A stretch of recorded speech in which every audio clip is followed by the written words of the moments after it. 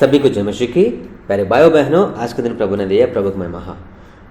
आप सब अच्छा है ना? प्रभु की कृपानुसार हमारी ज़िंदगी में ये 2023 में और 12 महीना में प्रभु उसका करुणा अनुसार 22 दिन को दे दिया। प्रभु की महिमा। थोड़ा समय प्रभु को चिंतन करने में जाएंगे। हमारा पवित्र बाइबल में नया खरा मत्ती सुसमाचार 26 दूसरा वचन, तुम जानते हो कि 2 दिन के बाद फसखा पर्व होगा और मनुष्य का पुत्र क्रूस पर चढ़ाए जाने के लिए पकड़ा पड़ जाएगा। मेरे भाइयों बहनों, यीशु ने उसके चेले के साथ बात कर रहे हैं। 2 दिन के बाद फसखा पर्व दिन आता है।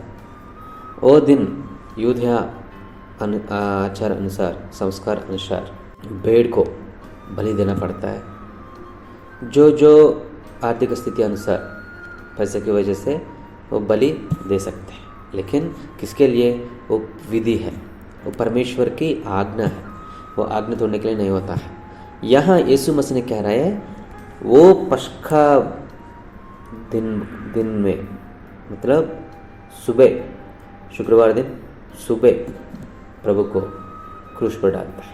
तो सारे मनुष्यों के लिए, सारे जगत को उद्धार देने के लिए यीशु ने पसखा बलि पशु की जैसा जन्म हुआ और क्रूस पर बलि चढ़ाया। यही बात चेले को बोल दिया।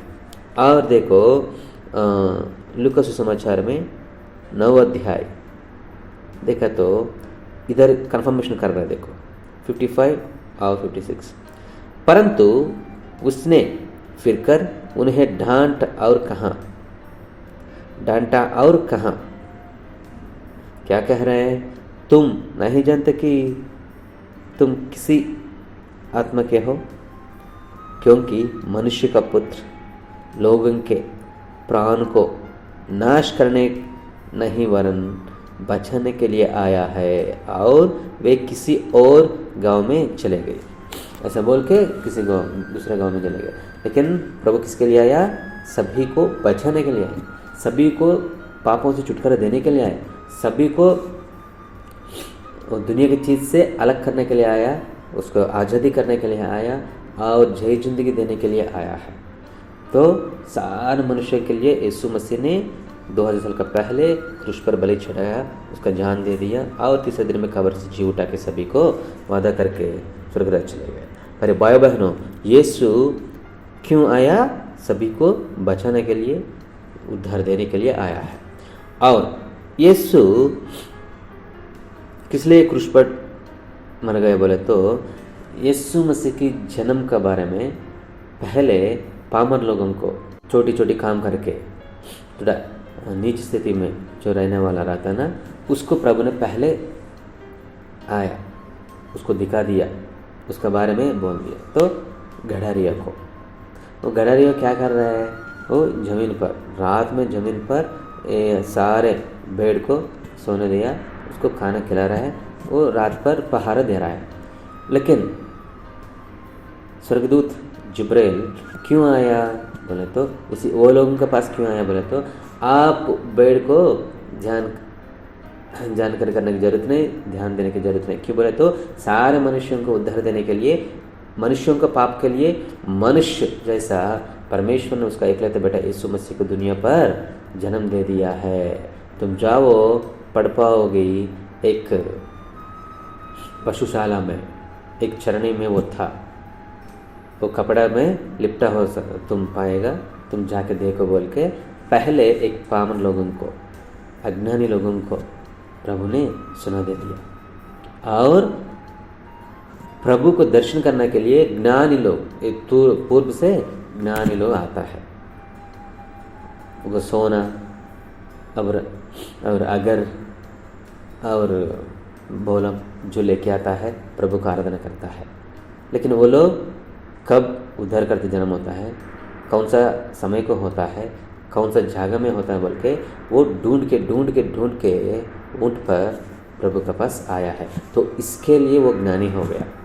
तुम भी आज प्रभु मेरे लिए आया है, प्रभु मेरी उद्धार करता है, प्रभु कैसे मुझको उद्धार दिया है, प्रभु मेरे लिए क्या सोच रहा है, इस सब बातों के बारे में ध्यान दिया तो तुम भी ज्ञानी होगा, तो प्रभु के पास आएगा। जो यीशु मसीह में है तो वो ज्ञानी है, जो यीशु मसीह में है तो वो धर्मी है, जो यीशु मसीह में है तो वो स्वर्गराज की वारिस है, जो यीशु मसीह में है तो वो धर्मी हो जाता है, वो प्रभु की बेटा होता है, बेटी होता है।